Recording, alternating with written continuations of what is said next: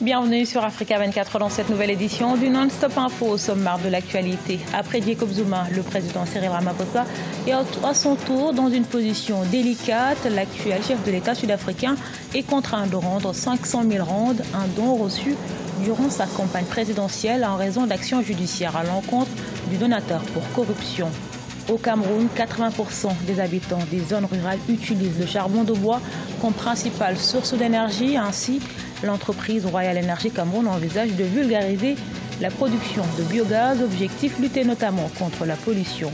Et puis découverte d'une émission de télé-réalité pour booster l'agriculture au Kenya. Au-delà de l'aspect visuel, le talk show Shamba Shape Up captive et édifie les agriculteurs kenyans. Mais tout d'abord, début officiel ce jeudi 22 novembre de la campagne électorale en République démocratique du Congo. 21 candidats sont en lice pour la présidentielle du 23 décembre prochain, alors que le candidat du FCC au pouvoir, Emmanuel Ramazani Shadari, a présenté son programme ce lundi. Le candidat de la nouvelle coalition d'opposition Lamuka, Martin Fayulu, est lui rentré à Kinshasa ce mercredi. Il représente les opposants écartés de la course, dont l'ancien vice-président Jean-Pierre Bemba et l'ex-gouverneur du Katanga, Moïse Katumbi. Après sa tentative de désigner un candidat unique, l'opposition apparaît toujours divisée à un mois du scrutin. Les présidents de l'UDPS, Félix Tshisekedi, et de l'UNC, Vital Kamerhe, annoncent de leur côté une alliance et un retour triomphal à Kinshasa, la capitale. C'est un accroc dans la campagne que mène le président sud-africain Cyril Ramaphosa contre la corruption. Le chef de l'État a admis avoir touché 500 000 rand de dons de la part d'une compagnie controversée, l'entreprise Bosasa, un prestataire de services mêlé à plusieurs contrats suspects et actuellement sous le coup de poursuites judiciaires. Mathilda Diaby et Grazela Tchakonte.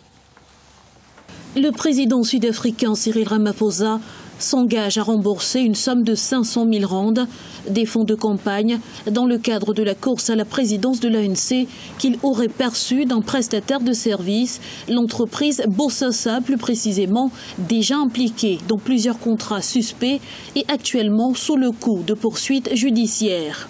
Le monde des affaires au niveau de la nomenclature noire en Afrique du Sud est très imbriqué avec le parti politique le plus populaire, l'ANC. Et chaque fois qu'il y a un scandale qui touche l'ANC, il faut voir si ces scandales-là ne touchent pas par ricochet les syndicats tels que la COSATU. Donc, généralement, ce sont des faits qui sont souvent liés et imbriqués. Une affaire qui fait grand bruit, d'autant plus que le chef de l'État sud-africain avait essentiellement basé sa campagne sur la lutte contre la corruption et les pratiques financières douteuses. Face au Parlement, il a affirmé que cette donation avait été faite à son insu.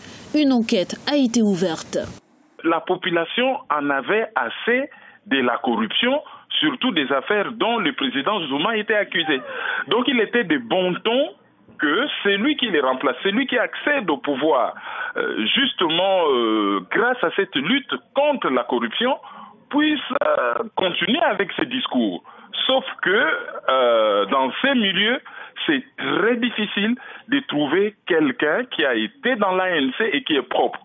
Pour garantir la transparence de l'enquête, l'opposition souhaite qu'une commission dirigée par un juge à la retraite et choisie par la haute juridiction du pays soit nommée. Une requête qui n'a pour l'instant pas reçu d'écho favorable de la part du gouvernement.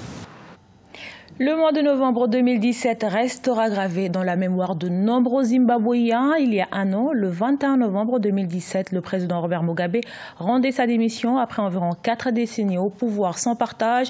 Dès sa prise de pouvoir après la chute de Robert Mugabe et après son élection au premier tour avec 50,8% des suffrages en juillet 2018, le nouveau président Emmerson Mnangagwa avait pourtant promis des réformes rapides pour redresser l'économie et commencer à rembourser les quelques 17 milliards de dollars de dette.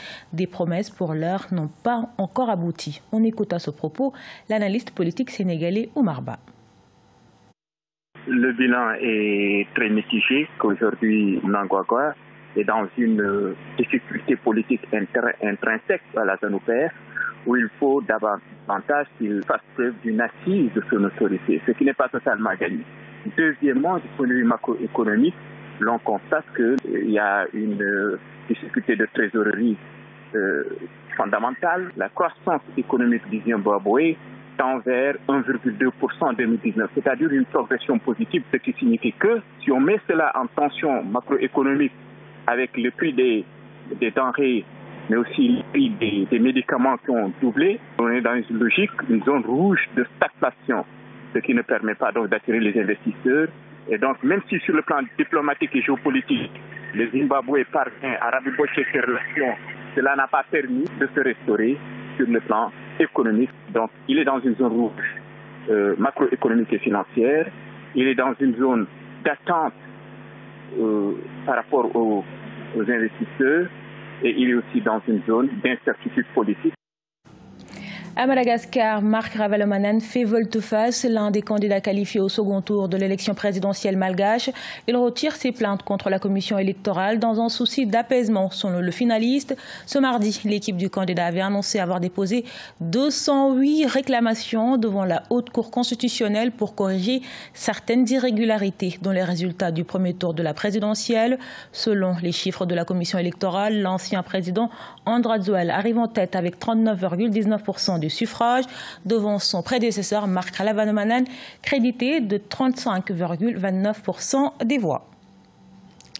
Il envisage de vulgariser la production de biogaz au Cameroun. Cette initiative de l'entrepreneur Mohamed Bouma passe par la formation des populations à la production autonome d'énergie renouvelable dans un pays où 80% des habitants des zones rurales utilisent le charbon de bois comme principale source d'énergie. Les biogaz représentent une alternative pour lutter contre la pollution et ses conséquences sur la santé et l'environnement. Nathalie Mo. L'entrepreneur camerounais Mohamed Bouma forme les populations de la région du sud-ouest à la production de biogaz et d'engrais organiques, des énergies renouvelables produites grâce à la transformation des déchets ménagers. L'objectif visé est l'abandon des sources traditionnelles d'énergie, notamment le charbon de bois. Le projet de Mohamed Bouma a un intérêt sanitaire, surtout pour les enfants. La fumée du bois de chauffage pénètre dans les poumons et dans les yeux des enfants. Ils souffrent ensuite d'infections oculaires et de problèmes respiratoires. Cette situation a motivé mon initiative en faveur des énergies renouvelables. 80% de la population rurale du Cameroun utilise le bois de chauffage ou le charbon de bois pour répondre à ses besoins en énergie. Or, cuisiner avec du biogaz réduit les émissions de gaz à effet de serre et constitue une alternative d'énergie durable, selon des scientifiques. Chaque communauté devrait pouvoir produire sa propre énergie pour la cuisine et pourquoi pas pour l'éclairage. Nous devons former les gens à fabriquer leurs digesteurs de biogaz portables. Nous ne construisons pas pour eux. Nous voulons influencer la société avec ce savoir afin que tout le monde puisse le faire lui-même. À travers son entreprise Royal Renewable Energy Cameroun, Mohamed Bouma envisage de vulgariser des machines capables de transformer des matériaux en décomposition en méthane, un gaz qui génère en moyenne 11,05 kWh par mètre cube. Shamba Shape Up ou Femme en français est une émission de télé-réalité très populaire au Kenya. Le talk-show de 45 minutes fournit un appui technique capital. Il met en évidence les meilleures pratiques tout en fournissant un mentorat pratique aux agriculteurs kenyans. Découverte avec Badawe Adidjatou. L'agriculture au Kenya gagne plus de visibilité avec Tony Njuguna, présentateur de la télé-réalité Shamba Shape Up. Au-delà de l'aspect visuel, l'émission captive et édifie les agriculteurs kenyans. La plupart des agriculteurs d'Afrique de l'Est obtiennent leurs informations peut-être d'une source intermédiaire, peut-être de personnes âgées, de parents ou peut-être de politiciens ou de leurs voisins. Mais nous leur apprenons maintenant à se procurer eux-mêmes des informations pour pouvoir changer, car l'agriculture change, ce n'est plus la même chose qu'avant. L'émission d'un format de 45 minutes, présentée dans un style documentaire pratique, est devenue le centre d'intérêt de plus de 5 millions de téléspectateurs kenyans en quête d'une pratique agricole de pointe. Ils y apprennent la maîtrise de l'infertilité des sols et la gestion de nombreux effets du changement climatique. Je voudrais exhorter les agriculteurs à regarder Shamba Shape Up avec attention quand ils se rendent dans différentes régions du Kenya pour rencontrer différentes personnes qui cultivent diverses cultures. Si vous suivez leurs conseils, vous ne vous tromperez jamais. Car si vous avez la connaissance, alors vous avez le pouvoir. Alors suivons toutes les leçons données afin que nous puissions continuer à améliorer nos compétences au lieu de faire des erreurs. Diffusée 2 fois par semaine au Kenya, en Ouganda et en Tanzanie, la télé-réalité Shamba Shape Up a depuis 2011 changé les pratiques agricoles de 46% de ses téléspectateurs, selon Mediae, une société de production audiovisuelle au Kenya. Ce journal a été réalisé par l'ensemble de la rédaction. Merci pour votre fidélité. Retrouvez dans un instant une nouvelle édition de l'actualité sur Africa 24.